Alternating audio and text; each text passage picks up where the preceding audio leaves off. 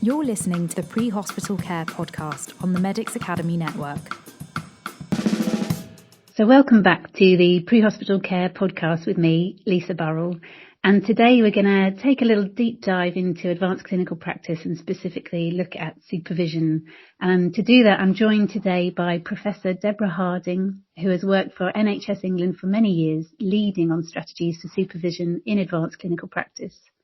Professor Harding has had a huge impact at policy level and amongst the workforce, with a particular interest in supporting the psychological transition of practitioners into advanced practice roles, with the notion of transition shock and the permeable practitioner that we're going to talk about more in our podcast here today. So welcome to the podcast, Deb. Thanks for inviting me along. It's great to be here. It's lovely to have you. And as you know, I'm genuinely really excited about this conversation because I think it is so fascinating and so important for those of us who have taken those steps into advanced practice roles and are sort of dipping our toes and trying to work it all out. So it's great to have your knowledge and experience alongside us today. So thank you, Deb. Absolutely great to be here. In fact, the knowledge I have is all because of listening to people who are out there in practice. So I'm really a bit of a magpie, gathering all of your enthusiasm and your thoughts and your concerns and trying to translate them into things that will help us make sense of this. So let's see if that comes across today. Yeah, brilliant. I'm looking forward to it. Maybe the best place to start then, Deb, can we just start by understanding a bit about you, your clinical background, how you first became involved in advanced practice? If you just take us through the story of how you got to where you are. Okay, so in terms of pre-hospital care, I'm probably a slightly odd person to be joining you today, but my background is as a speech and language therapist, and I specialised in neuro. Advanced practice really wasn't established as a thing during my clinical career, which was quite some time ago now. But one of my clinical roles was to test people's language function during neurosurgical procedures like an awake craniotomy. So that was there, or we were there as speech and language therapists in that role to help guide the surgeon about, for example, the balance between removing more tumour and the potential for that person's communication to be compromised or indeed completely lost post-surgery.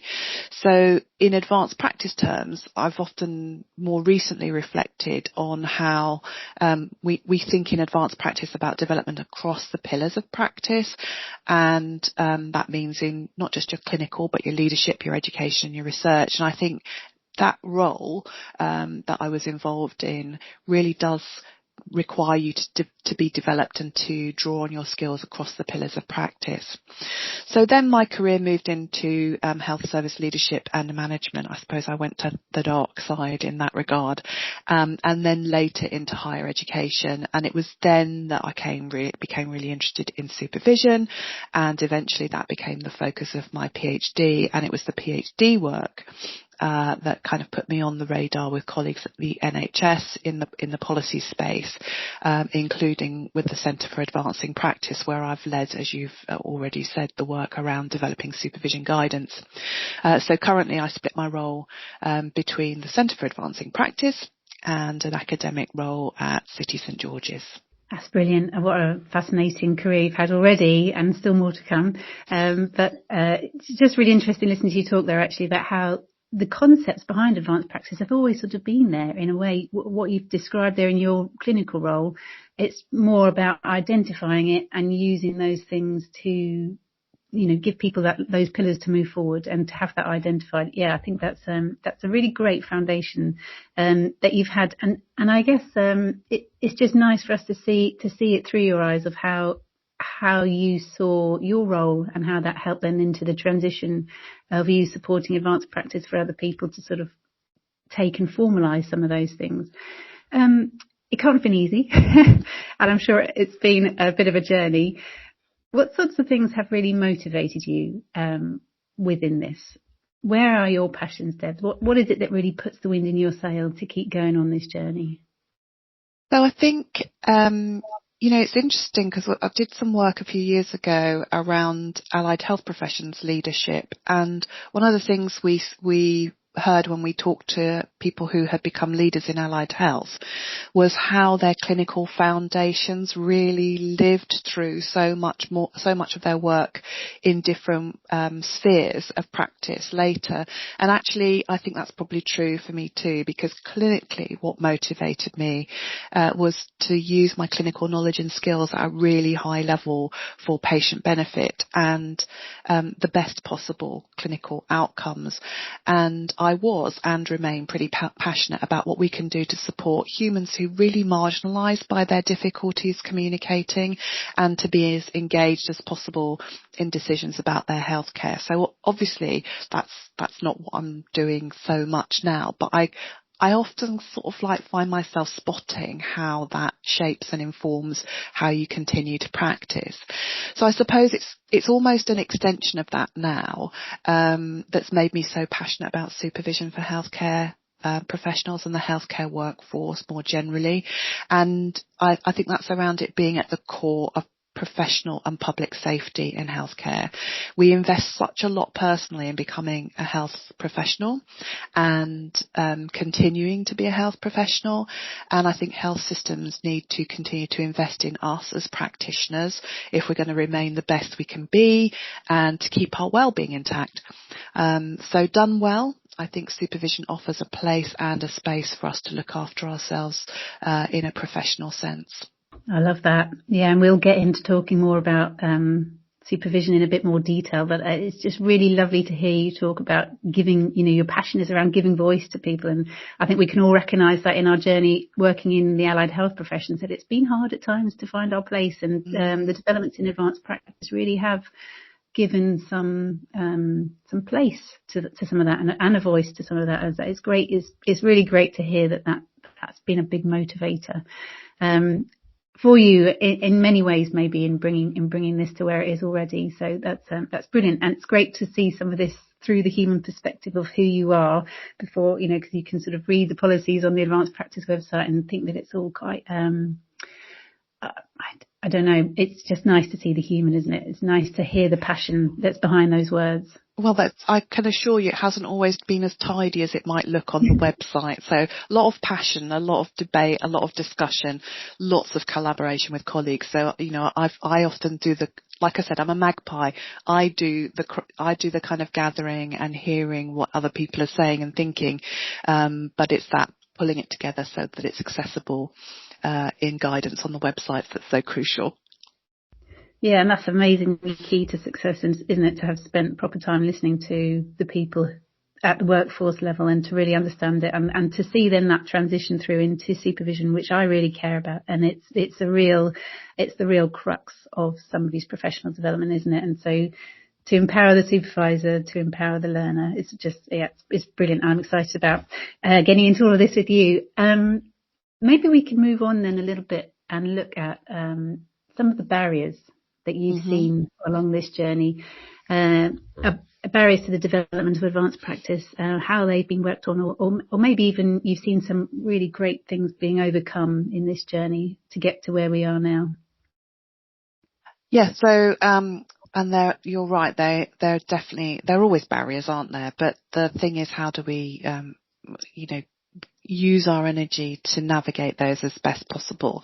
And we can't always take the barriers away. But it's sometimes about working out, which ones we have to tolerate and how we can work with them.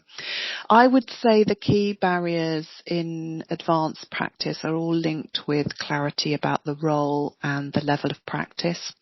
And within the workforce, the identity of advanced practitioners is generally less well established, or we might say socialised. And by that I mean if you were to say to somebody, or if somebody told you they were a nurse or a doctor or a midwife or a paramedic, a physio, pharmacist, then as fellow professionals and also the public, we'd have some sense of, we might not know everything they do, but we'd have some sense of what those professions do in the health service and what to expect from them. But I think colleagues and the public are less clear about what advanced practice means. what's within and beyond the scope of that individual's practice as well. So our expectations are kind of more difficult to form. And I think it's further complicated because some advanced level roles can be fulfilled by a variety of different professionals who then also have different professional registrations. So it starts to get really complex quite quickly. And that's significant because those who train in advanced level practice retain their qualifying registration. So an advanced nurse stays registered with the NMC, an advanced paramedic or a physio stays registered with the Health and Care Professions Council, the HCPC, and an advanced pharmacist would stay registered with the General Pharmaceutical Council. So even if they're working in what is a more multi-professional advanced clinical role. And then I think the ways in which the barriers have been, and let's be honest, they're continuing to be worked on and overcome because we're still evolving in advanced practice. It's through the development of guidance and standards which have provided that greater clarity and consistency for practitioners, for employers, for educators, about how we develop and then go on to employ advanced level practitioners. Of course, they're employees and they're learners, in the same space and the same body.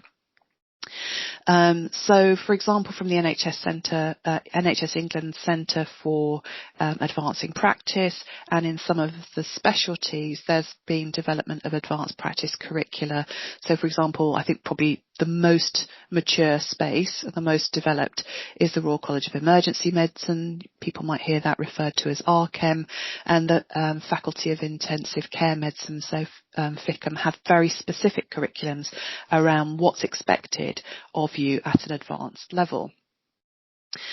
I think the other thing is it's quite important to make the distinction between, or to differentiate two terms. So we sometimes use them interchangeably, but I think it's quite helpful to think about them differently. So advanced practice and advanced clinical practice. So essentially, advanced practice refers to the level of practice, and advanced clinical practice is a specific incarnation of that. It's a specific role that someone might do. So you might have advanced clinical practice, you might have advanced musculoskeletal practitioner, you might have in paramedicine, in ambulance services, you have advanced paramedic practitioners. So it's about the difference between the level and the role that's quite important to get our head around. Again, I think that can be quite confusing, but essentially, where it's well established, those capabilities are set out, and with the Royal College of Emergency Medicine, for example, the advanced clinical practice role could be any one of a number of different professions. So it could be a nurse, a physio, a paramedic, a pharmacist, and it's specified for those professions because to be an advanced clinical practitioner in emergency medicine, you also need to develop prescribing capabilities, and that's not something that's within everyone's registration. So again, bit more confusion, I would say there. I'm sorry, this is a lengthy answer, but I think because there are a lot of barriers, and because I think it's probably quite helpful to colleagues to understand that all the complexity there. I think what you do see is these different stages of maturity in different professions and specialties. So advanced practice roles evolved initially predominantly in nursing, recognising that we're not really always making the most of the knowledge and skills of our nursing colleagues. But that's now spread to other professions. Again, not always clarity about the role and what constitutes being advanced. So one of our sources of confusion and perhaps interprofessional conflict has been around where those roles have developed in response to gaps in medical workforce. And, is this person replacing a doctor? Is it because we couldn't get a doctor? And it's really helpful, I think, with some of the Centre for Advancing Practice work, for example, the multi-professional framework for advanced practice that sets out expected capabilities across those pillars of practice I mentioned earlier: leadership, research, education, as well as clinical, and other guidance that clarifies that the advanced practitioner is not a medical substitute. They're an experienced registered professional practicing in advanced practice and retaining their registration in their qualifying profession. So they bring all that pre-advanced practice knowledge and skill and profession-specific knowledge and skill to sometimes a more multi-professional space, but they remain that registered in their own qualifying profession. So again, Centre for Advancing Practice is a great place to go for guidance, and that includes guidance about practice governance, about supervision, about accreditation of university programs where you can develop as an advanced practitioner. And while there's not an equivalent of the Royal College of Emergency Medicine curriculum for all specialties, the Centre for Advancing Practice endorses some frameworks which have been developed around, say, musculoskeletal conditions, mental health, end-of-life care, just to name a few. And those can be found if you go to their website under the credentials section. So the guidance has helped, but I think my final point on this would be that guidance doesn't replace registration standards of proficiency or employers' legal responsibilities under the Health and Social Care Act. What that guidance from places like the Centre for Advancing Practice does is support registrants and employers to make sure that while they're developing and working at advanced practice level, they are continuing to meet those standards and legal requirements. That's brilliant, and it's great to hear all that from your perspective. I mean, it's such an interesting space to be in, isn't it? While practice evolves, and goodness knows, the professions have got to the point. It's great that nursing led the way, and it's great to see experienced professionals having the opportunity to do more for their profession and for their patients. But very difficult to navigate, and very interesting to hear how you've put some of those pieces together, and just to hear your perspective on how the structure behind it has helped us get to this place that we're in now. Maybe there's still some things to overcome. There's still some clarity as we work these things all through, but what an exciting space to be in, where people are recognised for their experience and what they can contribute for the future. Brilliant. Maybe if we take a little shift now and start to look a bit at supervision specifically, and I was just going to ask you really how you came to how supervision came to the forefront for you. What's been your background in supervision, and how did this become your area of focus? So when I first, honestly, if someone had said to me early in my career that supervision was going to be my thing, I think I would have laughed, because I was absolutely a supervision skeptic, and so it has been I'm now like an evangelist, but anyway, I did start out not wildly convinced about supervision, and I started to think about it when I moved into the university sector. And it was then that you're reading more literature, you're working with students, you're reflecting on some of your prior practice in clinical and leadership. And I started to notice some paradoxes about supervision that hadn't really occurred to me before. And one was that we've got the Health and Social Care Act, which sets out this need for employers to ensure that staff receive appropriate support, training, professional development, supervision and appraisal that's necessary if they're going to carry out the duties they're employed to do. And then as registrants, so whether it's with the NMC for nurses or the HCPC for allied health, or General Pharmaceutical Council for the pharmacists, our standards of proficiency tend to say things like that we need to understand the need for active participation in training, supervision and mentoring, so that we keep up high standards of practice, professional and personal conduct, and that we demonstrate all of that in practice. But the paradox is that, if we're honest, it's one of the first things we postpone or cancel when we're busy. And it started to make me want to explore that with health professionals and to understand their experiences and views about supervision. And given that readiness with which supervision's cancelled, I wasn't sure if I was going to hear that supervision was valuable, if I'm brutally honest. But what I did hear overwhelmingly was that practitioners feel it is something that's valuable. Yeah, 100%. And supervision done well, absolute game changer, isn't it? And how can the profession safely transition to new levels if we can't supervise that step? If we can't have that side by side in front of a patient, real time feedback on whether the practice is safe or not. So no, I completely stand with you, and it's great that that was your observation, because I think in some places that's still the case, isn't it? That when things are busy, when we're under pressure, things that get cancelled will be things like case reviews, 2 people on a shift, operations just doesn't allow it, supervision, peer review, whatever it might be. But that sort of quality level can easily become a nice to have rather than a need to have, which is yeah, I mean, that you spotted that, and that directs you towards this is just brilliant.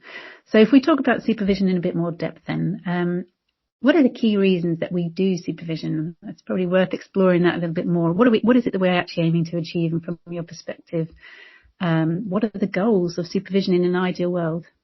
Yeah.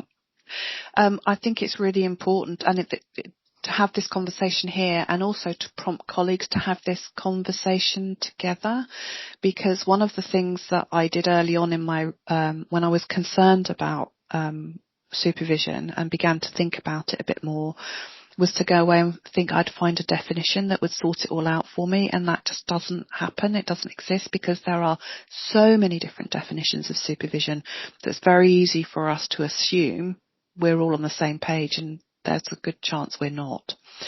Fundamentally, I would say, through all the work that I've done in the last decade or so, is that supervision is the cornerstone of professional and public safety, and people will see those words popping up in all sorts of things, all sorts of guidance, and they'll be able to now think, oh, Deborah Harding's been involved in that. So that's my kind of fundamental starting point. If we remember nothing else, it is about professional and public safety.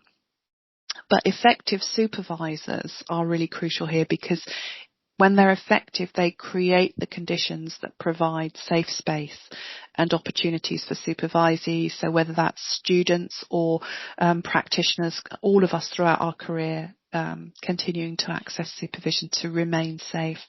So they're creating those conditions where the supervisee feels safe to share, explore and identify ways to address what are inevitable uncertainties that we experience throughout healthcare practice. And I think we have often slightly lost sight of the fact that there is inevitable uncertainty throughout our practice.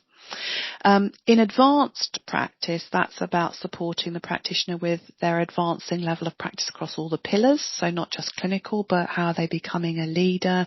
How are they using the research? How are they maybe becoming researchers? Although it's not just about becoming a researcher, it's very much about that critical use of the research. And also, how are they thinking about education, their own learning, but also supporting the learning of others, and crucially in there, supporting the learning of patients. So we have a really huge role, I think, as advanced practitioners in that space. So supervisors, really vital role in encouraging that development, not just in the clinical pillar. We all tend to get a bit obsessed with our clinical pillar, but across all the pillars of practice. So it's supporting not just an advancement of knowledge and skills, but also, importantly, that socio-professional, I would call it a socio-professional adjustment from being an experienced practitioner to being an advanced level practitioner. And that can be quite a dislodging experience. Yeah, definitely.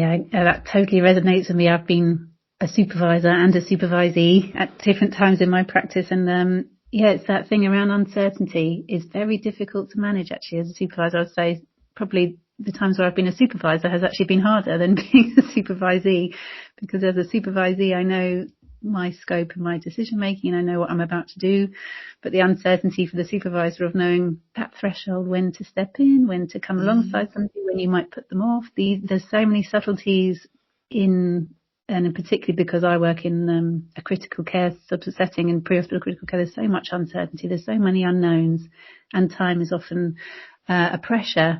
So having wisdom around supervision and that kind of discernment, that's a real skill, and that needs educating as much as the supervisee needs education and training themselves. So I really love that you've drawn out the importance of the quality of the supervision, not just doing supervision for the sake of ticking a box sort of things. That's brilliant. What are the biggest challenges you still see for supervision in advanced practice, sort of going forwards, if you like, looking to the future now? Well, I think some of the challenges are common to supervision across all practice. They're nuanced in certain ways in advanced practice, but you've just spoken about developing as supervisors and being skilled as supervisors, and I think that's an enormous challenge. All too often that has been neglected and left to chance. And a lot of the practitioners I speak to, and they've spent more time thinking about this in medicine, and I think we need to learn probably from some of what they've done in the medical space. I'm not suggesting we lift and land the medical model, and in fact what we've done in the Centre for Advancing Practice is really draw attention to the fact that advanced practitioners are not, to differentiate them from doctors, maybe slightly different approach is needed. But in terms of development, practitioners often, when they become supervisors, just replicate ways in which they've been supervised and the things they've found effective. But I heard in my research people saying, I'm just reflecting now as I'm talking to you that maybe the things that are effective for me are not necessarily things that are effective for my supervisee. So, and also we have very many, sadly, toxic examples of supervision. We don't want to replicate them. What people don't tend to have, and I would count myself in this until I began my own research, was I looked back on my own career and thought, rarely did I have any underpinning theory or models to support what I was doing in supervision. And yet this is a really responsible role. You're supporting a fellow registrant to remain safe in practice while they're extending the scope of their practice. And in turn, we need to keep the public safe. So that's why the Centre for Advancing Practice put an enormous amount of energy into providing comprehensive guidance about supervision and also comprehensive guidance about the development of supervisor capability. So I would say some of the other challenges are that in advanced practice there's often supervision across traditional professional boundaries because of the multi-professional nature of what we do in that space. And that can mean that supervisors and supervisees may have very different expectations and previous experiences of supervision. So as we said, testing out with one another, having an agreement with one another and developing a mutual understanding about expectations is super important. There's a tendency, as I've already alluded to, that's common across all of healthcare to focus on the clinical pillar. And we actually then neglect that leadership, education and research bit, which can help us navigate some of the transition challenges we have. There are ongoing challenges about finding enough capable supervisors, though as we grow the advanced practice workforce and they have invested in their education pillar, we are growing our pool of supervisors. And then common to supervision throughout healthcare practice is that bit about the focus in healthcare on productivity and patient-facing activity. So there are always challenges about protecting the time for supervision. That's brilliant. Thank you. And I really like what you were sharing there around the sort of challenges that the supervisor might experience in sort of in real time there, and with the wisdom of the context that you brought there. That's just brilliant. And I think that what it does is it really helps us focus in on the humans who are learning in this process, and that interpersonal dynamic between the supervisee and the supervisor. Is all right? Yeah, if that's all right. Because everyone that we know has got their own individual learning style, and it's so easy for us to impose on somebody else what it is that we think helped us at that stage in our career. But it might be completely not what they're looking for to help them move from step A to step B and then on to step C. I just found that the value of spending time listening to somebody, maybe debrief themselves, listening actively to somebody without my own agenda can really help in times when I've been in that situation of supervising, to try to understand what it is that person needs that might be completely different to what it was that I needed. And we don't want to replicate bad models. You know, there's a phrase that I sometimes trot out. I'm going to trot it out now, but it's that our colleagues sometimes do stuff that doesn't make sense to us, but it was probably making sense to them. They didn't do it just to wind us up or wind the patients up. And we all come into work in the morning wanting to be the best we can. So if people are doing things in a way that doesn't make sense to us or is not how we would usually do it, it's about, as a supervisor, staying curious about that and you know, understanding what their rationale and their critical thinking was that allowed that you know, prompted them to behave or to do things in that way. And sometimes it's that they're doing something that's completely safe, but it's just not how we would do it. And so that's about us remembering we're not crafting a mini version of ourselves. We're crafting another independent practitioner. Yeah, that's brilliant. And probably going up the chain into advanced practice, there is more autonomy involved in that. And it's important to understand that other person's thinking and the experience that they've got. Totally. Yeah. Brilliant.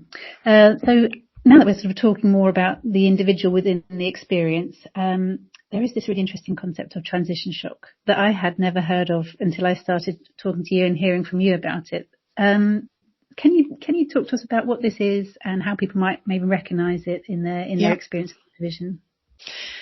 So not my idea. It's an idea that comes from nursing. So there's me being the magpie again. But it is a phenomenon. Transition shock is a phenomenon which has been described in the nursing literature. And Duchsner is Duchsher.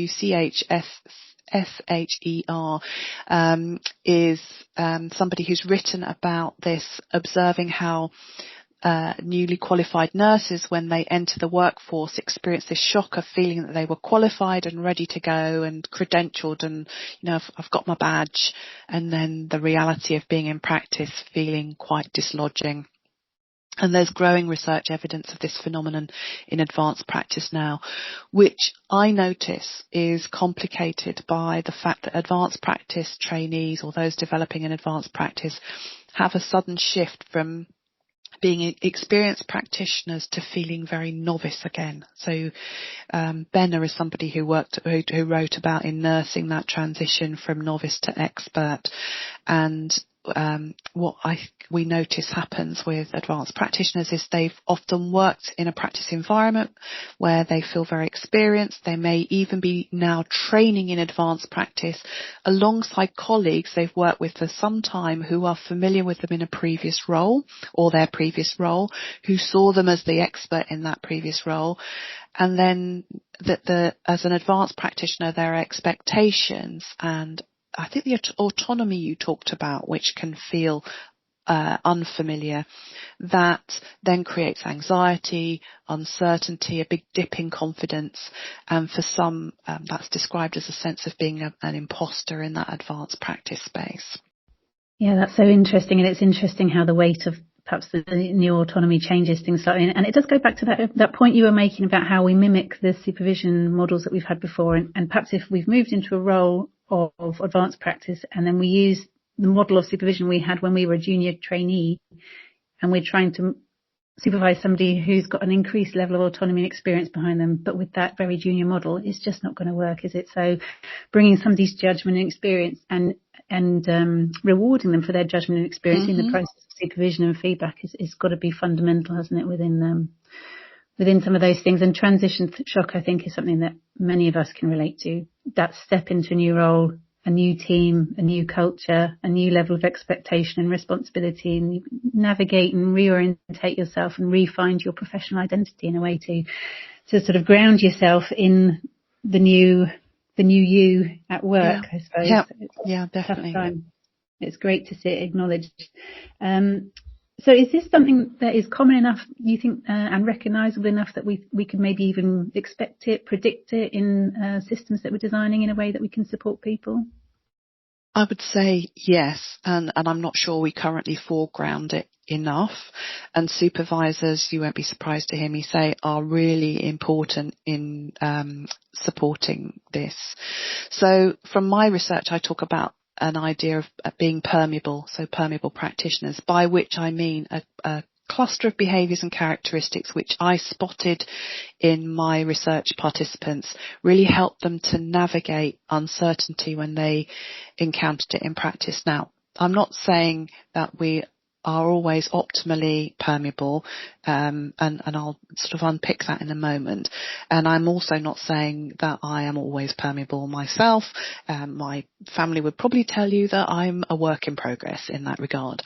So, but what it is this cluster of behaviours and characteristics that include being self-aware, being aware of and for others, not keeping that awareness to yourself, but being willing to be awareness sharing, being feedback seeking, being open to alternatives. We've already just talked about how we might see our colleagues doing things in slightly different ways.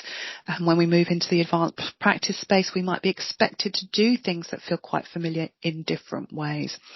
So that's also about being critically aware about what will work and what is safe, and that there might be alternatives, and ultimately remaining willing to change. So the less permeable people get quite stuck in taken for granted or off the peg solutions and their usual ways of being. But if we're going to navigate uncertainty, we might have to also recognise that some of our practice or some of our ways of being need a bit of a review too. So those behaviours and characteristics I noticed were helpful for both supervisors and supervisees. So it's no good me as a supervisee holding firmly onto ways of practicing that I'm finding aren't very helpful to me or aren't getting the outcomes that I might anticipate. I've got to be willing to change too. And they help us to recognise, as I've said, this inevitable uncertainty in practice. And there's a really long history of this. And it goes back to the 50s when someone called Renee Fox wrote about the medical curriculum needing to include training for uncertainty. I would say pre-pandemic, we maybe started to lose sight of that in practice. But in essence, because there was such a rise in evidence-informed practice, that sort of garden pathed us into thinking that if we had the right evidence and we understood and applied it in the right ways, we'd always feel more certain in practice. But in truth, we know practice plays out in expected and unexpected ways. People are not test tubes, and practice environments are not test tubes either. And so that results in uncertainty, even with the most confident of professionals and at all points in our career. So the other challenge is, though, that in healthcare and other areas of professional practice, this is not unique to healthcare. When you start to delve into the literature, uncertainties become aligned with risk. But there's also this very long history about uncertainty being an important prompt to learn. And I think that's a very helpful and important idea. And that goes back to the early 1900s and, pragmatist thinkers like John Dewey, for example. And that learning from uncertainty in practice can provide what some people, and Webster Wright is a good example of this, her work with allied health professionals. If you see uncertainty as a prompt to learn, then it provides really authentic professional learning. She talks about that being when you experience uncertainty in practice about something you care about and want to resolve. So being permeable helps us to recognise those uncertainties and recognise them as a prompt to learn for and from about our practice, not just as a marker for risk. I'm not sort of glossing over the potential for risk, but I'm suggesting if we also hang on to the prompt to learn, we've got a better chance of mitigating the risk. Yeah, absolutely. And there can be an absolute wealth of knowledge to be gained from a great conversation around an area of uncertainty. And sometimes we're fearful of talking about something where there aren't definitive answers, so we back off from those areas and we won't discuss those parts of the case, or we'll discuss bits where we know the answers. Mm-hmm. But to engage with a conversation around uncertainty, I think it goes back to that thing you said earlier about supervisors who are curious. That quality of curiosity is brilliant, and that's what makes a supervision experience education in a really brilliant way. Is there anything else about how we can recognise and acknowledge this, maybe to best prepare people and support people when they're with us?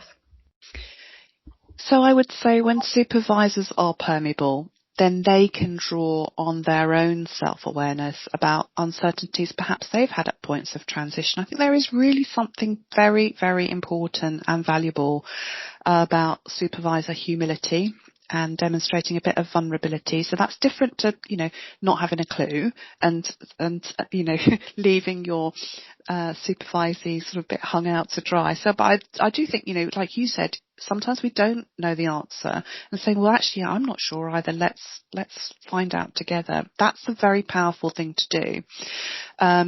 And we're not great at doing that in healthcare. We sort of feel like our professional veneer must be shiny at all times and we mustn't let our guard down. So I think sharing and modelling that willingness to recognise and explore and navigate uncertainties is a really important aspect of supervision. And it can be an important way of demonstrating that we all experience uncertainties in practice, that it's important to share them and to explore them and work out the best ways to navigate them. I also think it's helpful to think about 3 dimensions of supervision which are often attributed to proctor. So that's formative, so your knowledge and skills. Normative, which is your standards and your governance and your clinical guidelines. And restorative, which is well-being. And thinking about how those interact and overlap. So being secure in an aspect of clinical practice can help my well-being in practice, and it can help me feel confident that I'm meeting the expected standards. But conversely, something happening outside of work which affects my well-being can have an impact on my clinical practice and could create a governance concern. So I think they can be really useful dimensions to think about. And then crucially, I think it's important for us to shift from a deficit model. So we tend to think about supervision being a place where we need to address things that should be better or should be improved. And I think there's a lot of power in thinking about how we build on strengths in supervision. So where does that practitioner feel most secure? How did they get secure in that aspect of practice? And what can they and you learn from that can help with aspects of practice they feel less secure about? That is an absolute gem. What brilliant practical advice in that wisdom there. That's brilliant. Thank you. Would you have any advice for our listeners who might be recognising this, what we've been talking about going on in themselves or in their systems? Just want to tap in now. So I would say try not to be surprised by uncertainty in practice. So recognise it is going to be inevitable and it's going to be career long. And actually I think there's a quote from a paper which captures this really nicely. It's a paper by Björn Beckmo, and they talk about how being a professional is a movement back and forth between supporting and letting oneself be supported, between confronting and being confronted, between pushing and being pushed. And that absolutely nails it for me. So I think that's a great quote to hold on to. Don't be apologetic about seeking supervision. Your employer has an obligation to ensure you have the support you need for your role. You're not asking for something that you shouldn't really be getting. And as a supervisor, be proactive about your own development. You wouldn't expect to be clinically expert without investing in your development. So think similarly about developing yourself as a supervisor, because it is a skillful and responsible role which underpins professional and public safety. Brilliant, thank you. I'm sure there's people listening who are going to take all of those points forward. Actually, we're going to post some resources in the show notes, but can you give people a steer of what they might like to go and look at in their own time if they want to look at this a bit more? Sure. I would absolutely go to the Centre for Advancing Practice. It's a really good starting point. There's lots of resources on that website, so have a good nose around there. There are also regional pages that are that you can access from that website, so the Southwest, Southeast, the Northeast and so on. And they also have really nice, rich resources about supervision. And some of them have their own podcasts, not to outdo this one, but you might find, if you're a podcast person, you want to listen to it while you're walking the dog rather than spending your time on a website, that might be a good place to go. There are some resources for free that came from my PhD on a website called thepermeablepractitioner.com. That's a few blogs and some free resources. So all free, not a business plug. So feel free to go and have a look at that too. Yeah, definitely do that. If you're listening to this, I can absolutely recommend having a look through the permeable practitioner work that Debs has done. It is transformational. Brilliant. Thank you, Debs. And as we bring our conversation now just in to the last sort of final thoughts and reflections, is there anything that you'd like to leave us with? So I'm going to leave you with another quote, I think, and this time it's from Mabon, Cornwell and Sweeney, and they talk about how really relating to patients takes courage, humility and compassion. It requires constant renewal by practitioners and recognition, reinforcement and support from colleagues and managers. And unsurprisingly, I would say I think supervision offers a really important way in which we might support that renewal. Debs, I love that. What a brilliant quote to end the conversation on. Thank you so much for taking the time to talk to me today. I have really enjoyed the conversation with you. So have I. So that's great. Thanks. Thanks, Deb. You're listening to the Pre-Hospital Care podcast on the Medics Academy Network.